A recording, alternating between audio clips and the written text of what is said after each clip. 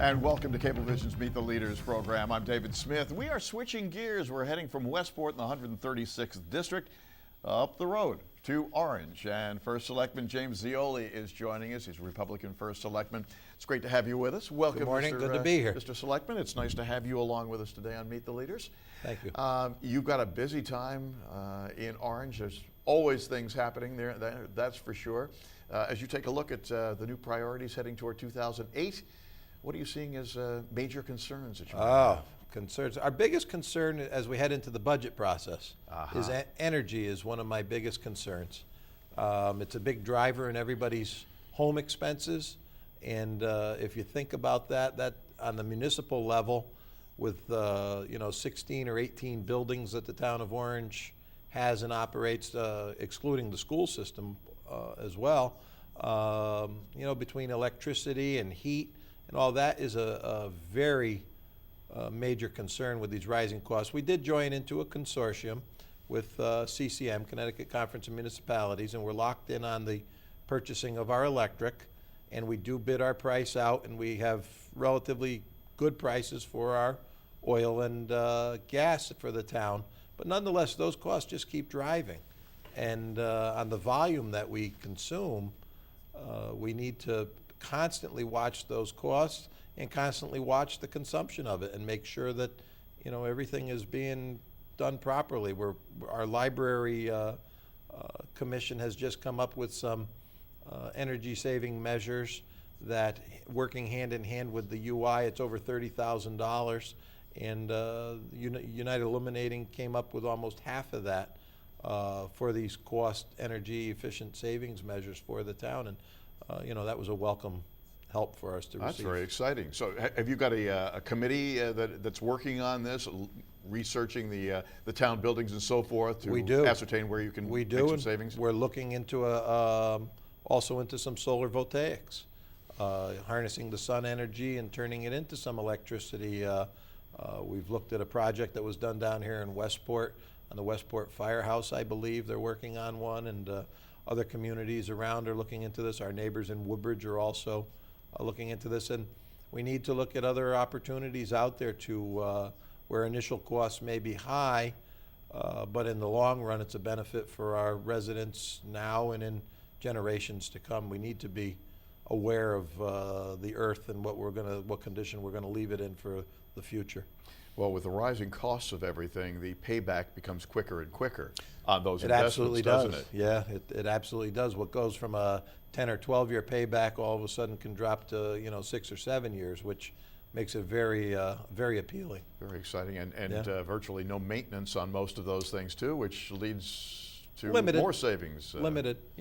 Limited. So multiple benefits to it for us. Well, now speaking of budgets, budgetary time is going to be here before you know it, and as you scope things out, looking toward 2008 and beyond, how does it look?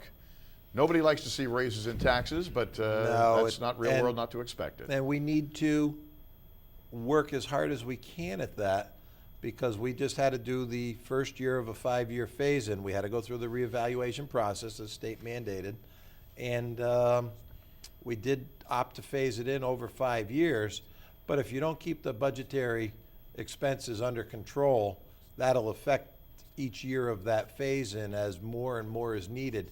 You can't just let consumption, whether it's labor or purchases, the energy, you need to be aware constantly of where you can operate better.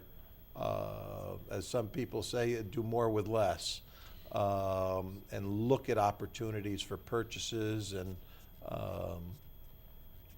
best cost savings we can, and whether it be labor or hard goods. Those are the tough decisions that boards of finance have to make, and you all as selectmen obviously have to oversee, I guess. Yeah, it comes to the first selectman first. After the departments compile their numbers, it comes to us for the first cuts. And I suspect a lot of your hands are somewhat tied with union contracts and things like that you really don't have anything to do about. Contractuals are a big driver, and you have to be aware of that. Everybody's expenses to live are going up, so we need to beware of that when we're negotiating with employee groups that work for the town and for the community. Sure. Yeah. And they give of themselves long Yes, and they hard, do. too. Yes, they do. Orange is such a pretty town. You've got still some farms, as you I'm well one of them. know firsthand, Yep. the diligence that goes into the farm situation. Open space is something that all of our area towns are concerned with.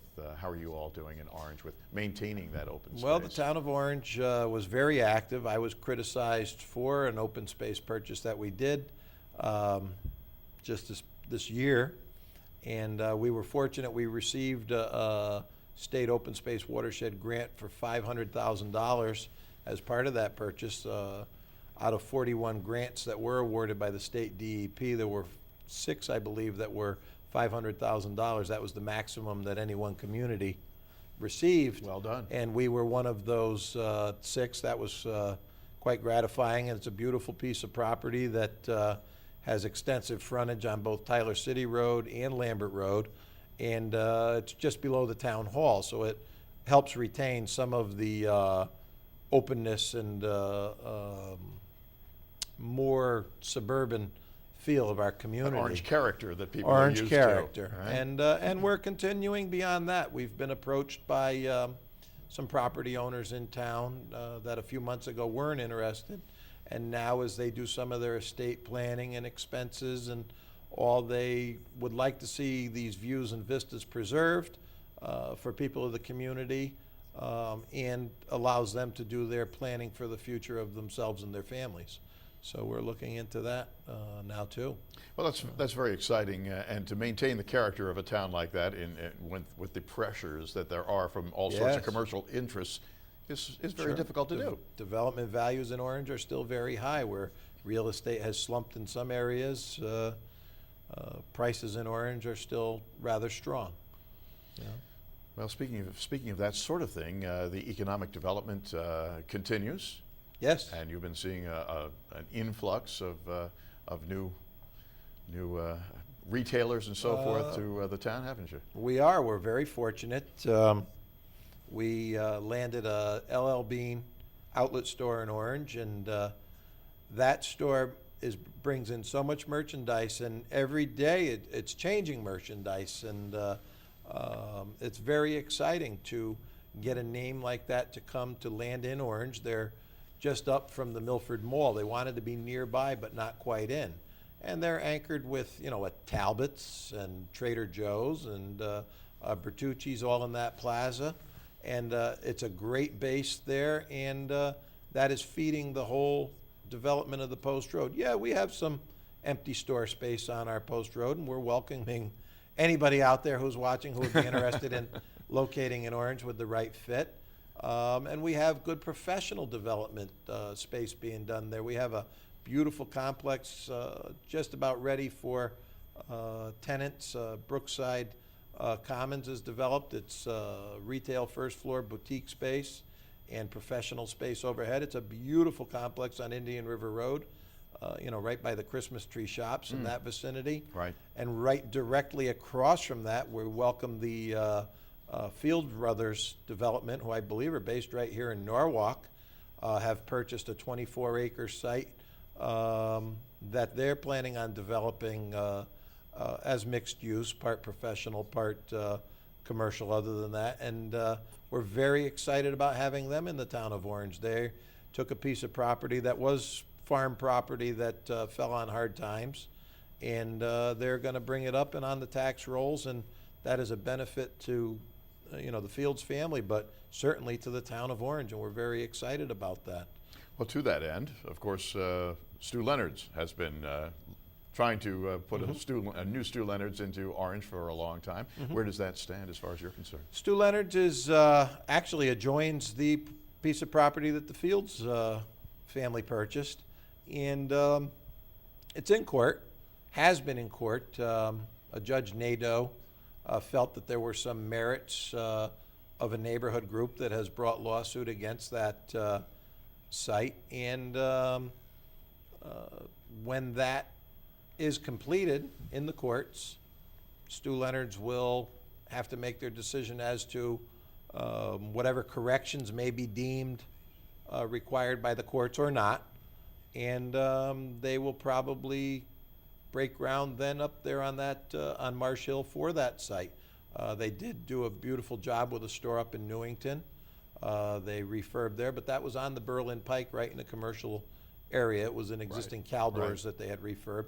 This is a little bit different, so it has sparked some different community concerns within Orange, but they have passed all the tests and passed the zoning regulations, and like I said, once the courts decide what needs to be corrected or done with these concerns of that were brought forth, then that will happen. That's right by exit 41 on 95. Do you see any time frame that this might be happening? Is there I any don't. indication from the courts as to when they might? No, rule? I've spoken with Mr. Hempstead on several occasions about this, who's a Stu Leonard's. That's Doug Hempstead. Doug, Oh, yes. Stu's, yeah. And they're anticipating, 6 months to a year out on this, which makes it rather difficult because there is a road there that we would like to see built, Edison Road, which is part of their approval, and part of it exists and part of it doesn't at this time. And we would like to get going on the development of that road through this commercial industrial corridor. And we're hoping that we can work with the Stu Leonard's representatives and get that road moving along by spring. Clearly, you are not going to be idle. No, I'm not idle.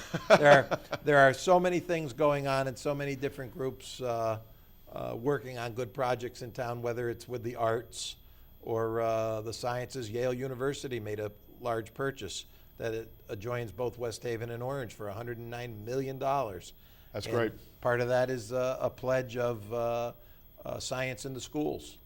It is very exciting, and we look forward to having you back again in the near future. And Thank we you. appreciate your stopping by today. And I know you want to hear from your constituents. Absolutely. And we've got the information on how you can get in touch with First Selectman James Zeoli of Orange. There it is, 617 Orange Center Road in Orange, 203-891-2122, and email right below.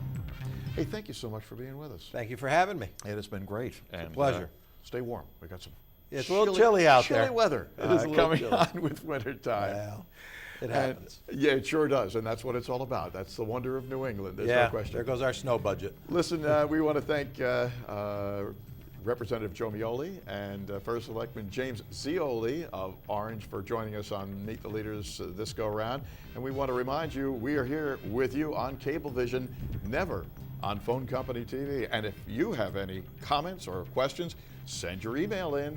MTLCT, that's Meet the Leaders Connecticut, cablevisions.com, and we'll see you next time. I'm David Smith. Bye-bye.